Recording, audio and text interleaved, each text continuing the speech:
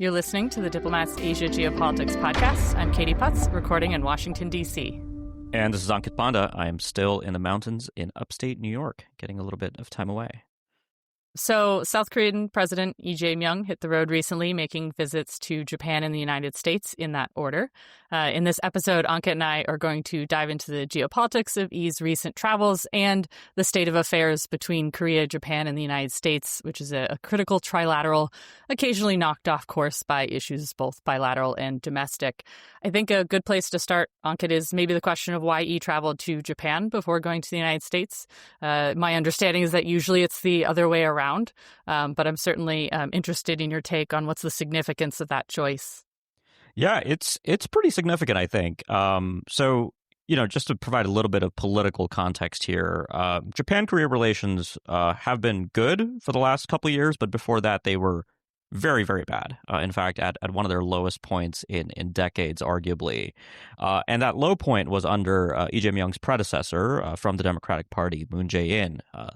These are Korean presidents who come from the progressive side of Korean politics, where many of the difficult historical issues, the issue of wartime forced labor, the comfort women issue,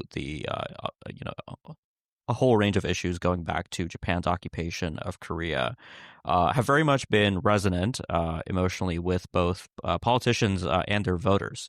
There were a series of crises that took place for a variety of reasons. There was a radar lock-on. There was a court decision in Korea that wasn't anything that the presidential office could really maneuver on, just given the separation of powers. But all of these together plunged Korea-Japan relations into a fairly low point for a while, until there was a change of leadership. Yoon Suk-yeol, who's been removed from office after the martial law crisis, he was a conservative, very much more pragmatic, you could say, about building a closer relationship with Japan. And he was very much, encouraged in that endeavor by the Biden administration in the United States. So all of those figures we're talking about are no longer in office, right? We have a completely different constellation of leaders today. We have Trump in the White House.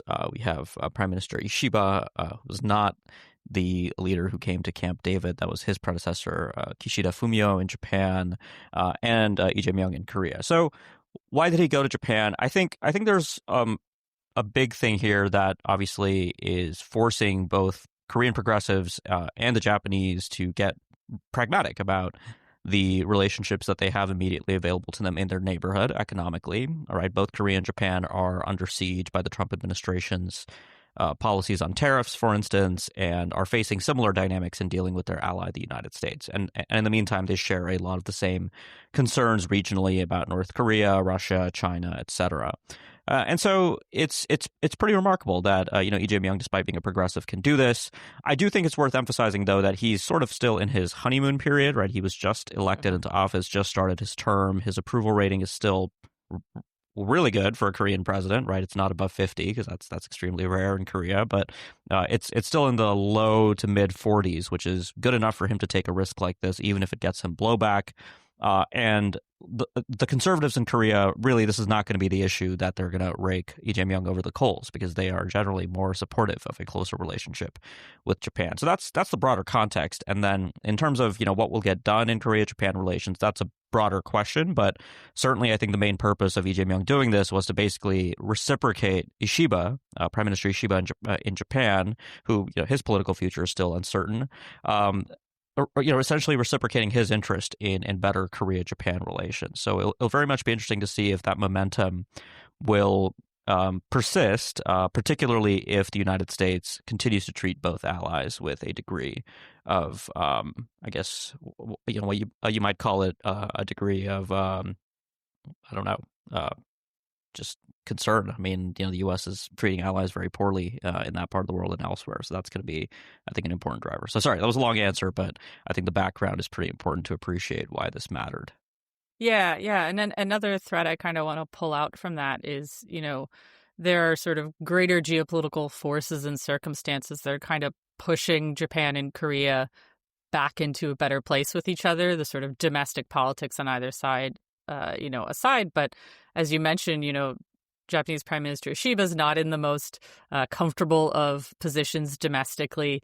You never really know where South Korean politics is going to go either. So, how important are these larger geopolitical forces, both the United States and sort of a change in tone and tempo and just engagement style under the Trump administration, and then China is sort of always looming over the geopolitics in Asia. And so how does that factor into this? I don't know if rapprochement is the right word, but that's the one that my brain came up with. Yeah, no, I think it's all kind of part of it. I mean, neither side is going to be able to move away from the United States, right? That's just not an option. And so really it's about not even hedging, but just, being able to get things done with a partner that's facing very similar economic and political and geopolitical headwinds immediately in the region.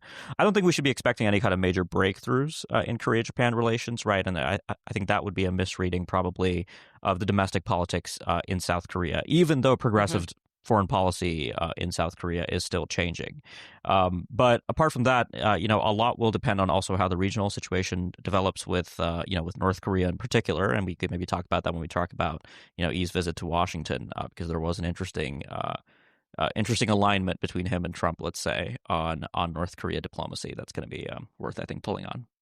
Yeah, absolutely. And we will get to that. I do want to turn to Yi's visit to the U.S., which, interestingly, and the South Koreans have said that it wasn't necessary, but we don't have a joint statement really to work from, which I find curious. But there's sort of official statements and other sort of optical things we can draw from that all seemed very, very positive. There were some clear priorities in the meeting, namely the economic realm. Shipbuilding in particular came up. He visited a shipyard, I think, in Philly right after the meeting. So our listeners might recall, but in July, Seoul and Washington agreed on a trade deal to cut the reciprocal tariffs down to 15% for South Korea, and also lowering some of the Section 232 national security tariffs on automobiles, semiconductors, pharmaceuticals, that kind of stuff, also down to 15. And in return, South Korea agreed to invest an additional $350 billion in the United States and to purchase $100 billion in U.S. energy products through the end of Trump's administration. Ankit, what movement did we see in these areas? Because these are big numbers, but what is the $350 billion in additional investment going to be in? And how do these economic and industrial issues, factor into that geopolitical positioning for both the U.S. and South Korea? Yeah, so look, I actually think this is less about geopolitics in a way for Seoul. I mean, there is a geopolitical element to cooperating with the United States on shipbuilding. This has very much been a longstanding U.S. interest. But I think everything you just described, the money going into the United States, the investment, all the talk about shipbuilding, centering that in the alliance, I think it's part of South Korea's Trump management plan, right? Every country around the world that values a friendly relationship with Washington or an alliance with Washington, as Seoul does, is in the business of managing one man's ego. And, there are some very clear things that Trump responds well to and other things he does not respond well to. And I think for Seoul, the biggest concern before this summit was to avoid some kind of public dressing down in the Oval Office, like, Ukrainian President Zelensky's dressing down in February, or some kind of disastrous public relations moment like that. And I think happily, both sides were able to avoid that, right? I mean, some of the most contentious issues, which weren't really about, how much money is Korea putting into the United States or shipbuilding, that was more about the alliance. Trump was asked about South Korea paying more money, which is contentious, but, Lee Jae-myung did not take the bait or sort of, contest that issue publicly. So the two leaders managed to get through the day without blowing anything up. And then there was the kind of curveball, as there often is with Trump, which was, the post that he released on Truth Social, where he, I think, asked, what is going on in South Korea, and he compared it to a purge, I think alluding to the treatment of Yoon Suk-yeol, the leader who tried to basically take over the country with the martial law declaration. And, that raised some questions about whether the summit would be blown up, as Trump kind of decided to make this a central component, because he does seem to have a bit of an affinity for leaders like Yoon, like Bolsonaro in Brazil, who've been sort of, you might say, held accountable for the actions that they take while in office, and God knows why he would be interested in that particular issue. But in any case, I think that's the broader context through which I was kind of looking at this summit. And look, it's undeniable that I think all of that stuff is still happening, and there's a rich kind of tapestry of economic and security issues for the Korea-U.S. alliance to work on. But for this summit, it was really about, I think, the Korean progressives and specifically this new government showing that they could manage Trump. And that was one of the things that Moon Jae-in, Lee Jae-myung's progressive predecessor during the first Trump administration, did very effectively, particularly when it came to the engagement with North Korea. So the big issues, I think, still remain unaddressed in terms of, what does the alliance become? Does South Korea pay more? Do U.S. troops draw down from the peninsula? Does the alliance modernize to deal with competition with China in the Indo-Pacific? These issues were not hammered out, but there will be a lot to do at the working level between the two countries as well.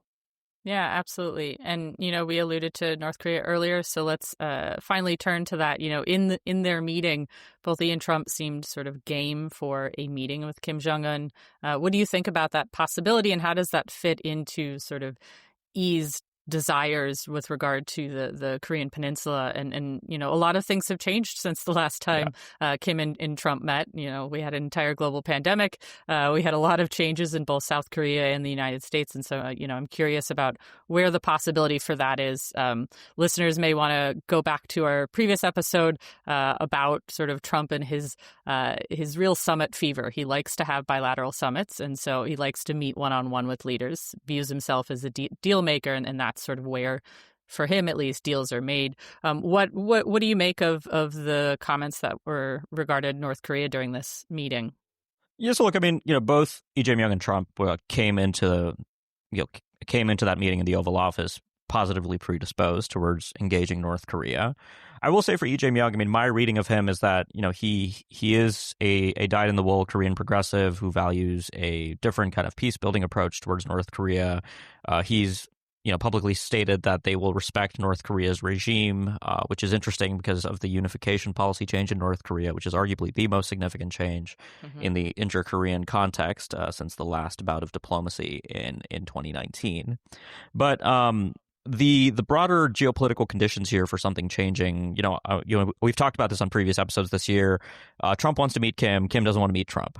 And Kim lives in a completely different world. He's got, Vladimir Putin, who is very happy to give him all kinds of goodies.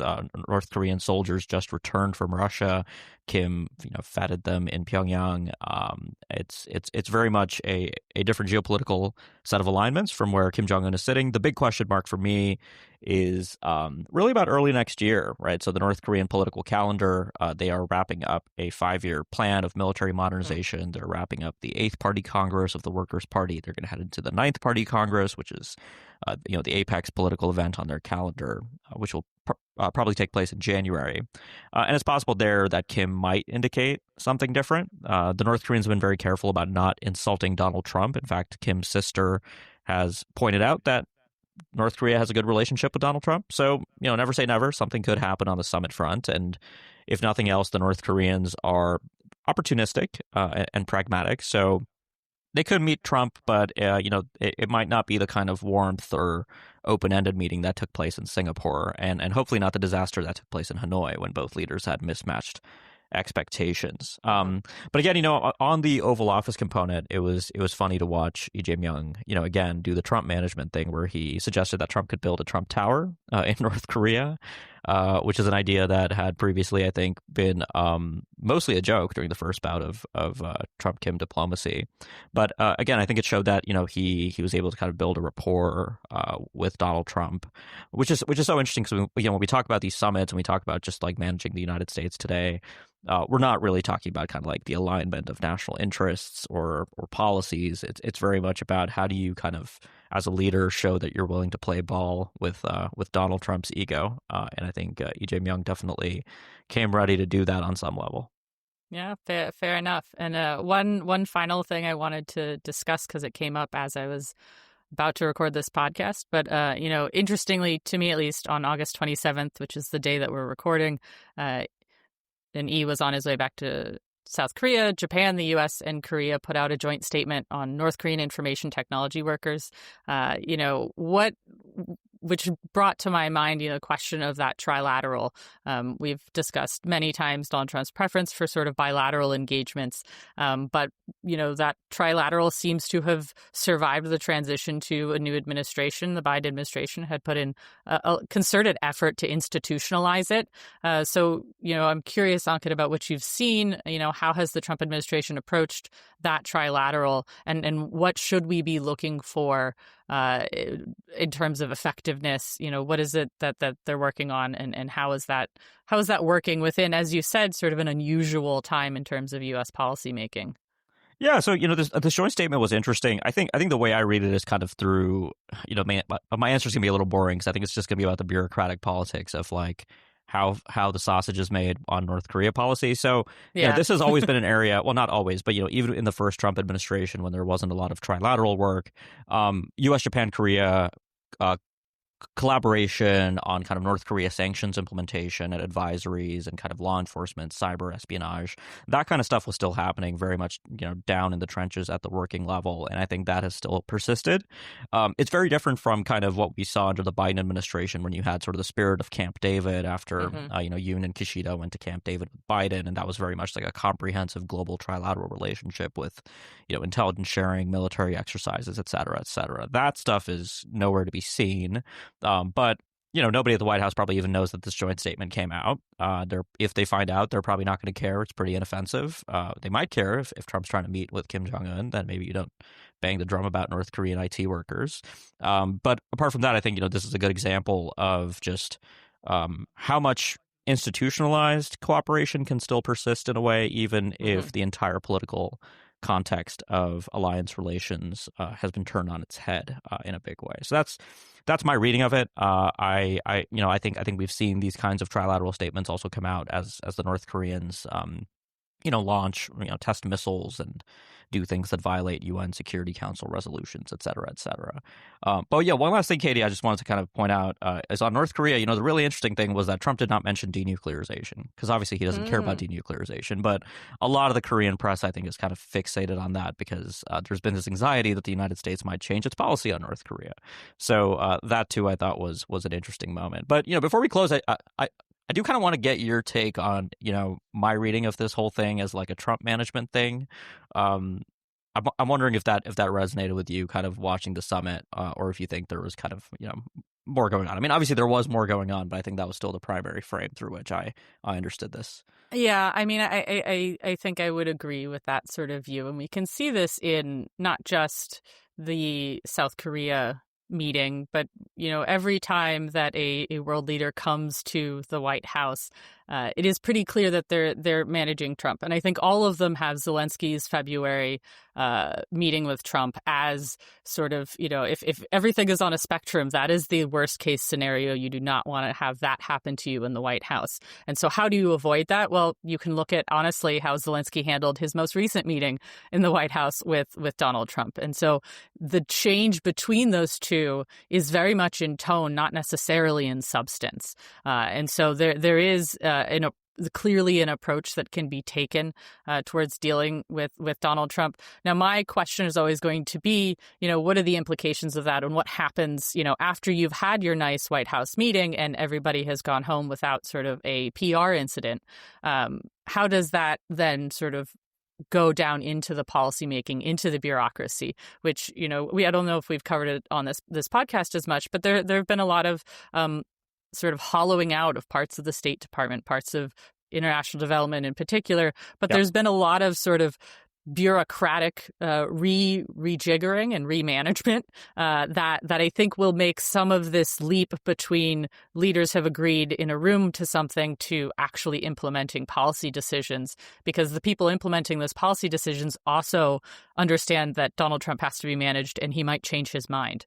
So it's I think it's more difficult these days to effectively put in place policies based on the things the leader says, because the leader might change his mind tomorrow. And so there's only so much you can do within those bounds. And the human resources question is one that's beyond the scope of this podcast, but I think is certainly one interesting and ripe for exploring. Yeah, no, I miss the days when our geopolitics podcast was less focused with the psychological tendencies of one particular person. But it's important today in geopolitics. I mean, this is unfortunately a real issue. I mean, I think I talked about this a bit on the last episode, but I was in Seoul and Tokyo in July, and kind of the best case scenario for a lot of the kind of strategic experts, not officials necessarily that I was speaking to, is like, we just hope that we can muddle through these next kind of 3.5 years and not step on any major landmines with the United States, right? And I think from that vantage point, I think this U.S. Korea relation summit was very much a success.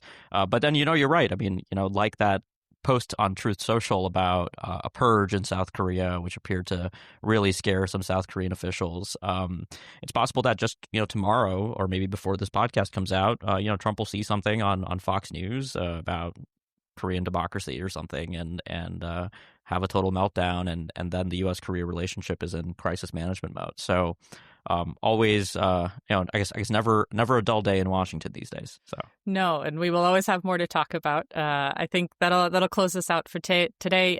As always, thank you for listening. Wherever you get this podcast, please like, review it, get in touch with us with topic ideas. We'll be back with more soon. And as always, thank you, Ankit. Thanks, Katie. Always fun to do this. All right.